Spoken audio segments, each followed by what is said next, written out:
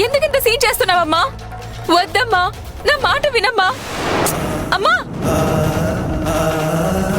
కన్న కొడుకే నా మాట విన్నప్పుడు బతికుండి నేనేం చేయాలి? వద్దమ్మా, నేను చెప్పేది విను ప్లీజ్ అమ్మా.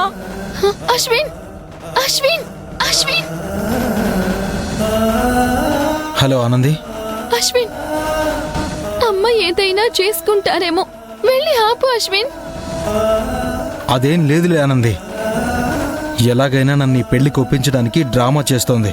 అయ్యో, ప్రస్తుతానికి ఆవిడ ఏం చెప్పినా సరే అను అశ్విన్. ప్లీజ్ అశ్విన్, నా మాట విను. ఆవిడకేమైనా అయితే ఆ పాపం నాదవుతుంది. ప్లీజ్ అశ్విన్, అర్థం చేసుకో. నువ్వు భయపడేంతగా ఏమీ జరగదులే ఆనంది. ఆవిడ ఎంత గోల చేసినా భయపెట్టినా రేపు నేను గుడికి వెళ్లేదే లేదు. అమ్మా, అమ్మా ఏం చేస్తున్నావమ్మా? వద్దమ్మా, దిగమ్మా ప్లీజ్. అన్నయ్య, అన్నయ్య త్వరగా రారా. అమ్మా చెప్పేది వినమ్మా. అన్నయ్య త్వరగా రా. నేను చచ్చిన తర్వాత నా పాడి అవతల పాడేసి అన్నయ్య! తర్వాత ఊరేగమా. ఏం చేస్తున్నావు అమ్మా? వదలరా. అమ్మా ఆగమ్మా. వదలమన్నానా?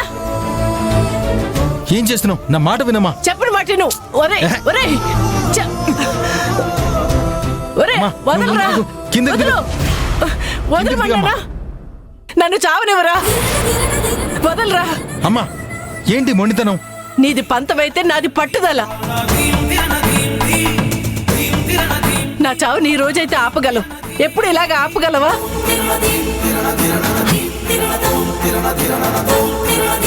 తండ్రికి ఇచ్చిన మాట అంటే విలువ లేదు. తల్లి పడే బాధను పట్టించుకోవు. గొప్ప కొడుకును కన్నానే, గొప్ప కొడుకును కన్నాను. ఛే! అమ్మా, అమ్మా. అశ్విన్, అశ్విన్, అశ్విన్, అశ్విన్, అశ్విన్.